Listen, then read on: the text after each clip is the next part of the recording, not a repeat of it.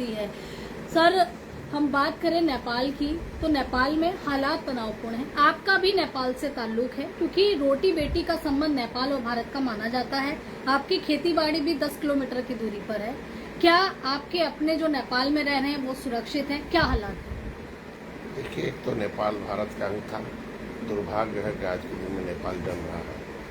जो भी भारत से अलग हुए, चाहे वो अफगानिस्तान हुआ, पाकिस्तान हुआ, चाहे बांग्लादेश हुआ, जो भी अलग हुआ है उसकी दशा है। और एक मैं ज़रूर कहूँगा कि वहाँ जो हम लोगों की खेती बाड़ी है, दिलदार बहुत ज़्यादा वहाँ है। और जो आया कि उनके लिए खतरे बहुत बढ़ गए हैं। कुछ लोग तो माइग्रेट कर गए हैं भारत में, नेपाल से इधर भी घर है, उधर भी घर है। तो चूँकि हम लोग पड़ोसी राज्यों से आते हैं, पड़ोसी जिला हम लोगों का है। लेकिन दुर्भाग्य है कि जो भी देश अमेरिका के और चाइना के में प्रो में हुआ, मतलब उसके समर्थक या वहाँ से व्यापार या उनके पैसा लेकर उनकी अधीनता स्वीकार करना, उसके इशारे पर काम करना, देश का व्यापार और देश की रोजगार, अपने देश को अर्थव्यवस्था को न सुदृढ़ करके अमेरिका और चाइना की अर्थव्यवस्था सुदृढ़ करने में लग गया। अपने देश के लोगों को रोजगार न दे के चाइना के लोगों की फैक्ट्री लगा के अपने देश में उनको पैसा। तो ऐसे जो भी प्रदेश जो है, चाहे श्रीलंका रहा हो, चाहे अफगानिस्तान रहा हो, चाहे आपका नेपाल हो, चाहे वो, तो क्या जरूरत है कि चाइना का एयरपोर्ट बनाने का?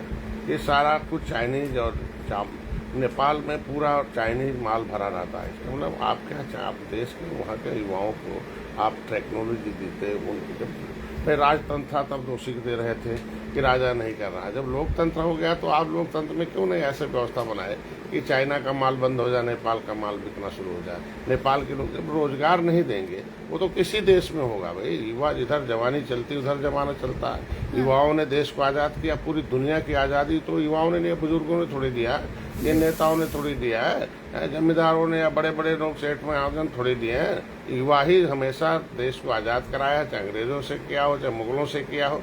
आज भी अपनी बेरोजगारी से मुक्ति लेने के लिए हमेशा आपके पहले तो अखबार था, टीवी चैनल था, तो कुछ ही था तो छुप जाते थे।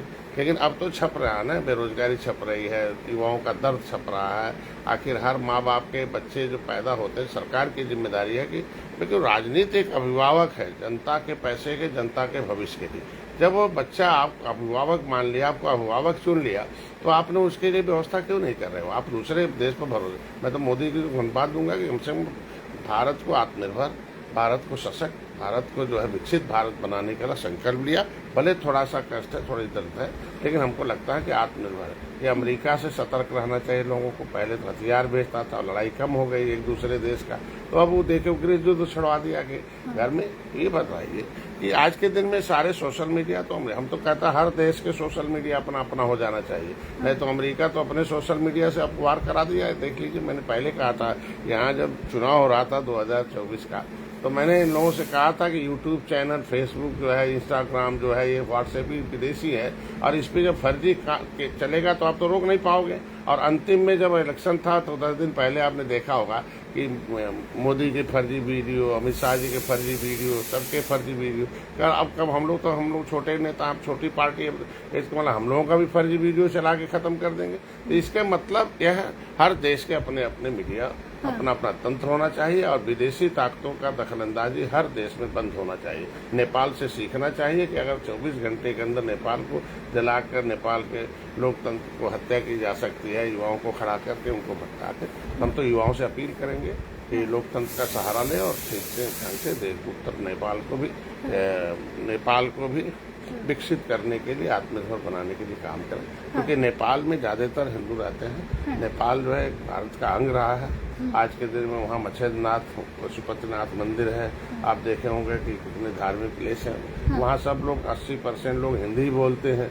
नेपाली और हिंदी से मिलता जुलता है। यहीं के लोग जाके बसे हुए हैं वहाँ खेती बाड़ी। तो मंत्री जी, तो क्या आपकी खेती बाड़ी, आपका घर, आपके रिश्तेदार सुरक्षित है नेपाल में? आपने हालचाल लिया उनका? फिलहाल अभी तो कहाँ सुरक्षित है। तो सारे संचार माध्यम लगभग बंद चुके हैं। क्योंकि वो तो आप कह रहे हैं ना कि वहाँ का संचार माध्यम जब आप सैटेलाइट अमेरिका का प्रयोग करेगा कोई देश, तो वो तो जब चाहेगा तब चलेगा, जो चाहेगा वो फैलाएगा, जो चाहेगा यानी कि रोकेगा। खैर खबर आपको नहीं मिली है कि अभी वो सुरक्षित है? नहीं, वो जो कुछ लोग भारत में आ गए हैं, जो रिश्तेदारियां भारत में हैं, तो उन लोगों ने भारत से फोन किया कि नहीं, सब लोग लगभग गांव में अभी ये हिंसा नहीं है, शहरों में है, गांव के लोग सुरक्षित हैं। गांव के लोग सुरक्षित है।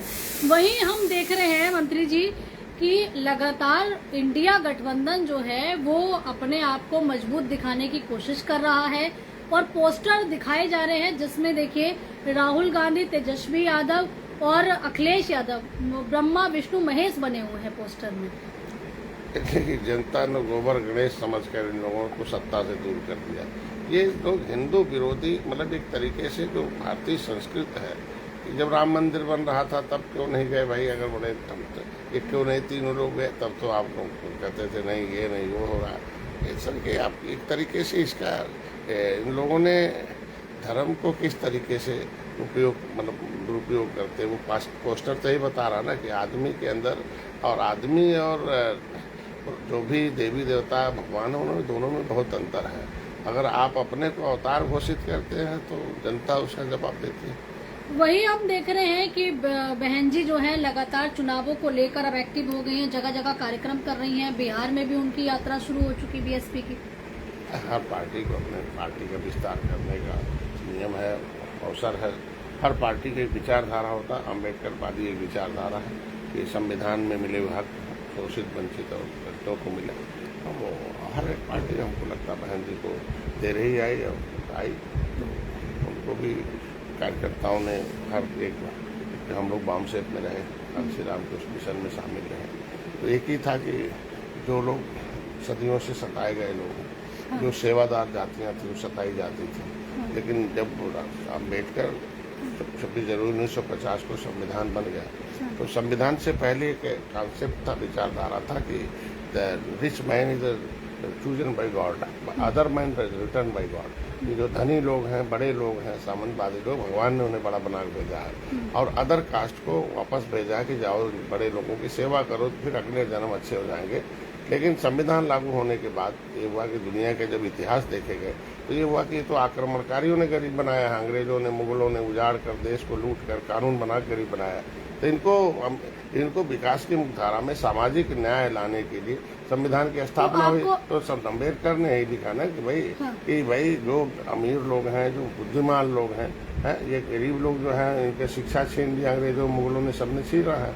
तो जो शिक्षा छीन गए, धन छीन गया, घर छीन गए, वो गरीब हो गए हैं। तो इसमें संविधान में व्यवस्था थी कि अमीर लोग, जो बड़े लोग हैं, बुद्धिमान लोग कमाएंगे, सरकार को टैक्स चुकाएंगे, गरीब के बच्चों को पढ़ाएंगे फ्री में और बड़ी करके बच्चों को पढ़ा के उन्हें विकास की मुख्यधारा में लाएंगे। यही सामाजिक न्याय है।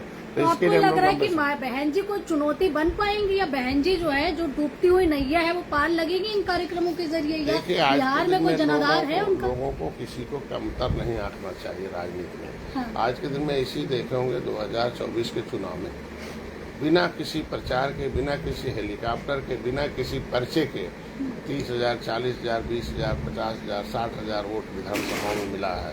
तो अगर वो उसके प्रत्याशी का नाम भी नहीं जानता है, उन्होंने देखो एक लक्ष्मण रेखा खींच रखा है दलितों के मोहल्ले में, कि उन्होंने लेदरमैन के मोहल्ले में एक लक्ष्मण रेखा खींच रखा कि इसके बाहर गए तो तुम्हारा जो है बिना किसी अपने पार्टी के, अगर इससे बाहर गए तो तुम्हारे हिस्से का जो है लूट होगा, तुम्हारा हरण होगा, और इसके अंदर ऐसे आ जाएगा तो भस्म हो जाएगा।